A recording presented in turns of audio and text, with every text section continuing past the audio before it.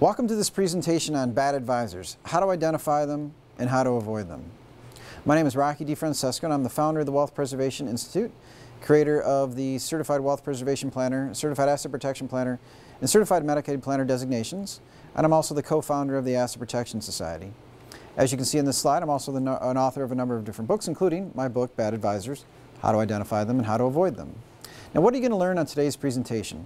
I'm going to give you a never-before-seen look, basically an insider's view at the financial services and insurance industry that will really shock and outrage you.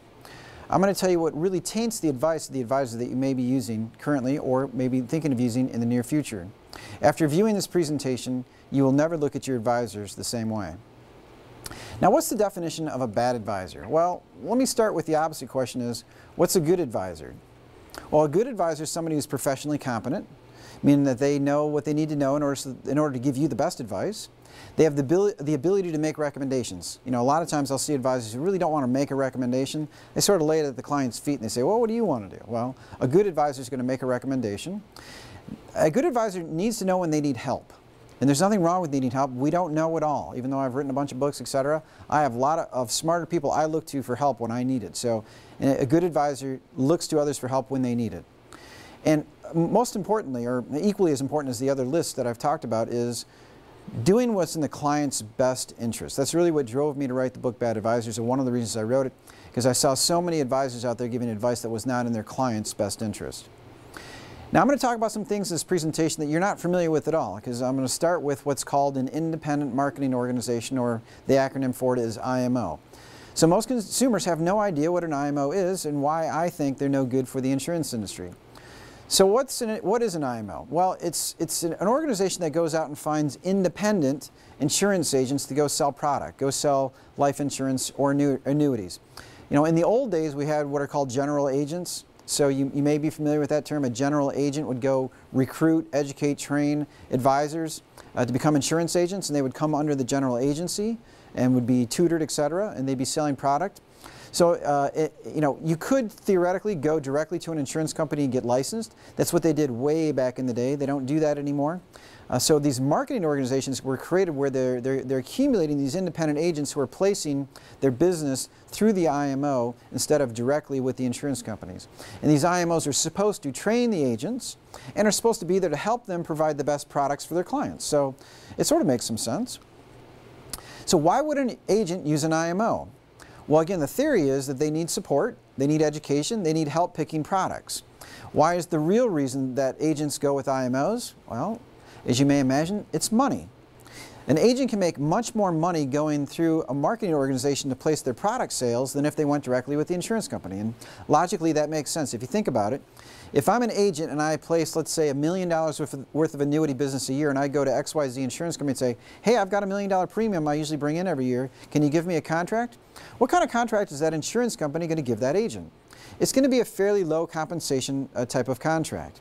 However, if that agent is with an insurance marketing organization, an IMO, that marketing organization may have literally thousands of advisors with them.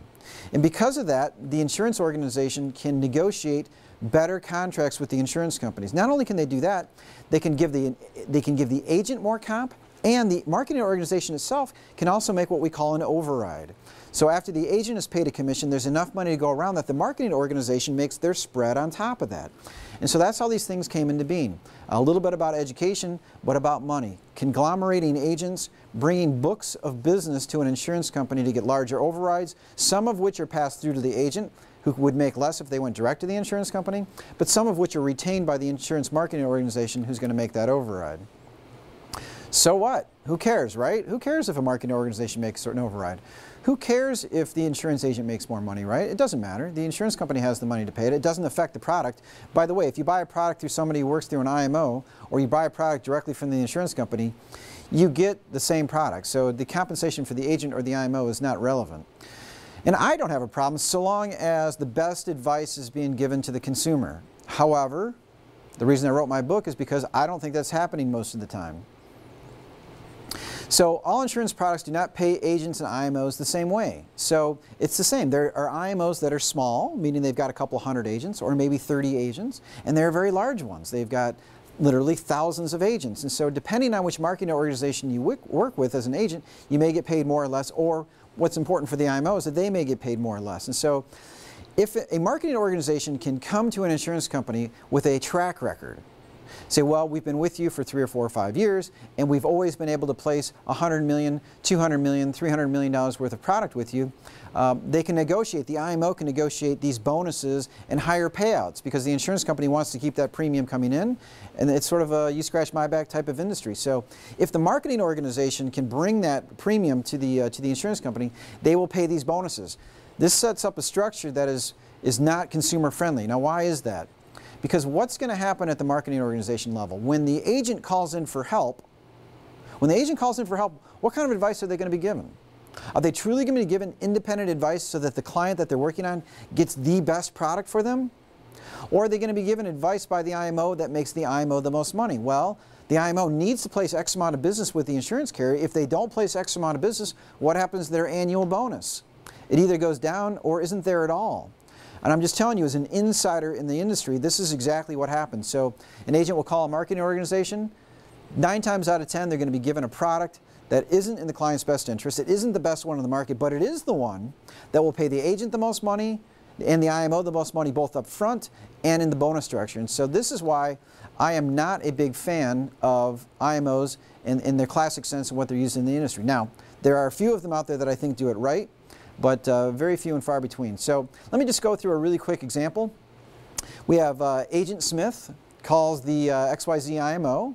He has a 65-year-old client who needs an annuity with a guaranteed lifetime income rider. You can watch my other presentation where I talk about literally getting a guaranteed rate of return of between 7 and 8%, coupled with a guaranteed income for life. Those are very popular products and for good reason. So the agent calls in and says, I've got a client, 65 years old, they've got $500,000 to put away to grow their wealth. And they're going to get, what they're going to do is they're going to get on the phone with what we call a marketer. Okay, so what's a marketer? So we have this IMO, this entity, and this entity itself has all of these little marketers who are assigned to agents. So this marketer A has 50 agents they work with, and my Mr. Smith agent is one of them. So the marketer is the one who's really giving the advice, but the marketer is getting direction from who? The mothership, the IMO. They're being told really which products to push, if you will, because those are the products that make the marketer more money, because by the way, the marketer, when they make money, how do they make it? It's based on the commission. The bigger the commission, the bigger the override, the more the marketer makes. So the marketer has an incentive to see if they can get their agents to sell the higher compensation products. So what happens? What really should have happened? Well, the marketer at the marketing organization should have looked at 5, 10, maybe even 15 different products for this client in my example.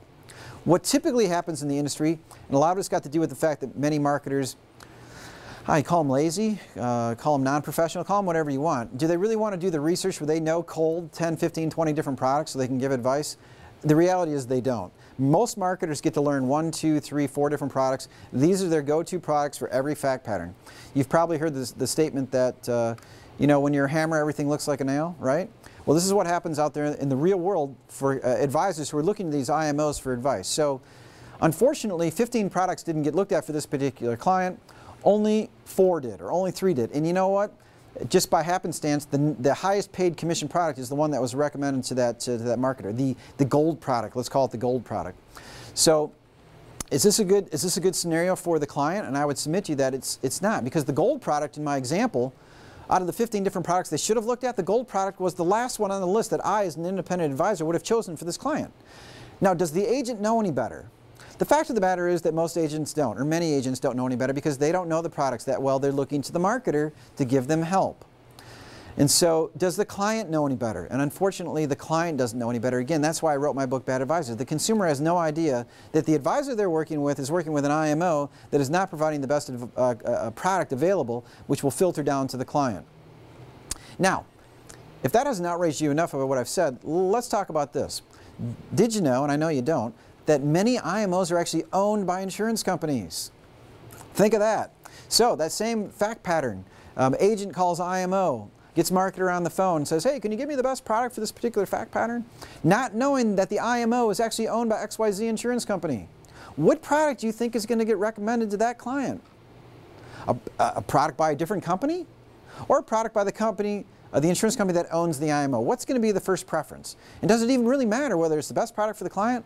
The answer typically is no, because that IMO has to turn a profit. It's owned by the insurance company, and therefore we have this very bad fact pattern that has an incentive and almost a directive for the marketer to sell the insurance products first and foremost, or at least to try to make the recommendation to the advisor that they should be selling the insurance products of the company, the insurance company that owns the IMO. And I got news for you. Most agents have no idea of the IMOs which are out there in the marketplace that are owned by insurance companies. Very few of them know it. So to me, it's just an outrage. So if you want to ask some questions to your advisor, and that's what I do in my book, Bad Advisors, at the end of each chapter I literally have some very simple questions you can ask your advisors to determine whether they're good or bad. Just ask your advisor, your insurance advisor, if they're working with an IMO to place their business. Now, if they're not working with an IMO, that means they're probably what's called a captive agent, and I'll get to that in the next presentation. That's really a problem. But hopefully they'll say they're independent, they can place products with any company that is an independent company. Ask them if they know whether the IMO they're working with is owned by an insurance company. I got news for you. They won't know. That in and of itself, in my opinion, is a reason for you not to use that insurance advisor. But they should certainly go back and find that out. Ask them if they know how many years the marketer they're working with. Remember, that marketer is going to give them advice on which the best product is. Ask them how long the marketer they're working with has been in the business. This is a very high turnover position in these IMOs. You're bringing people in that don't know anything about products. You're putting them on a call desk. You're giving them to agents, and they're giving advice, and they don't have the foggiest idea what they're doing. Or not all of them, but some of them. If they don't give you the right answers, I would submit to you that you're working with what I would call a bad advisor. All right, now let's move on to insurance agents. I categorize insurance agents in two different types. One, independent, which sounds good, and two, captive, which doesn't sound as good. Now, when we're talking about captive agents, we're typically talking about contractually captive agents or mentally captive agents. So what's a contractually captive agent? Well, it's just what it sounds like. We have an agent who's done what?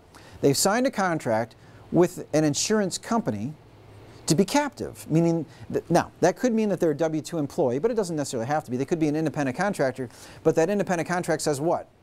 They can only sell the product of this one particular company. So you may have heard of New York Life, or State Farm, or Northwestern Mutual. Now, not all Northwestern Mutuals are contractually captive, but many of them are. These agents, these companies I've just stated, as well as many others in the industry, are contractually captive, meaning what? If they sell you a product from another company, which I would hope that they would try to do, well, in some respect, I don't want them to violate their contracts, but you would want them to do as a consumer because you want the best product. If they tried to sell you the best product at another company, as opposed to the company they're contractually captive with, guess what? It's grounds for termination. And so, what are you going to get when you go to a contractually captive agent? You're going to get the best product they can offer you, but is that really the best product for you? And the answer is probably not. Because can one company offer the best product to every single client in the world? The answer is, of course not. Now, why would somebody be a captive agent? That's a good question. Mainly, they came into the industry and they don't know any better. There's lots of that. Now, I hate to say this, because I've had this phone call a lot of times, and I'll quickly go over it. Health insurance. Health insurance is a much bigger deal in our industry than I ever thought it was, and certainly it is in our country as well. There are agents who will become contractually obligated to a particular company knowing that they can't offer their clients the best advice because they are offered health insurance by the insurance company they're going to work with. I've had this phone call on a number of different occasions, and it goes something like this. You know, phone rings, I pick it up. This is captive agent number one. He says, Rocky, I read your newsletter about this particular product. It sounded really interesting. I'd like to talk about maybe offering that to my clients. And one of my first questions is, yeah, okay, thanks for the call. Are you a captive agent? Who do you work for? Well, I work for New York Life. Oh, well, if you work for New York Life, you can't sell this product. Oh, no, but it really sounded interesting. I said, and then we get into the discussion. And it's not that I want to give a lecture to these agents, but I say to the agent, why do you work for New York Life? Well, it's a good company. Yeah, it is a good company. Why do you work for New York Life? They don't really want to tell me the answer. I say, well, can you offer a product to your clients that guarantees a 7 or 8% rate of return coupled with a guaranteed income for life? Can you offer that product to a client? And the New York Life agent says, no, I can't offer that. Can you offer retirement life to your client where money can grow tax-free and come out tax-free, there's no downside risk, and you have very good upside potential with an average rate of return of the policies of between 7 and 10%? Can you offer that policy to your clients instead of a New York Life policy? No, I can't do that. Well, then will you agree with me that maybe you're in a position that you're not going to be able to provide your clients the best advice? Yeah, I guess, sort of. They don't want to admit it. And eventually I can get them on the call to admit it. And then I want to know why they're doing it. And many of them are doing it, and here, honestly, this is what they tell me. I'm doing it because I need health insurance. I can't afford health insurance, so I went to work for New York Life or whomever. They give me health insurance. And I say to the agent, I'm like, look, you sound like a nice person. You deserve better. And you know who also deserves better? Your clients deserve better than working with an agent who knowingly provides them inferior products than what they could be offering them because they need health insurance. This is a real life story. I have this call at least 4 to 5 times a year. So as you can see, I have some passion for this, and again, that's why I wrote my book, Bad Advisors. So be very careful when you're working with contractually obligated advisors. And to some extent, it's about disclosure. Much of what I talk about in my book is about disclosure. Okay, fundamentally, I think it's bad to be contractually captive. But maybe what's worse is the lack of disclosure. Because when that New York Life or that State Farm agent, that Northwestern Mutual agent who is contractually captive, when they sit down with their client, is that what they tell them? Hey, I just want to tell you that I'm contractually captive, and if I found 7 other better products at other insurance companies, I couldn't talk to you about them, and I can't sell them to you. Is that how the sales pitch starts when the agent sits down with the client? It doesn't. And so it's one thing to be a bad advisor because you're contractually captive. It's another thing not to disclose it to the people you're dealing with. To me, again, it's an outrage, and that's somebody that I would call a bad advisor. Now let's talk about what a mentally captive advisor is, because it's hard to say which one's worse. A mentally captive agent, well, it means they technically are independent, which I like. Independent's good, which means they can do what? If they see a better product at this company over that company, they can offer it to their client. Why do I say mentally captive? I say mentally captive because they act like they're contractually captive, meaning what?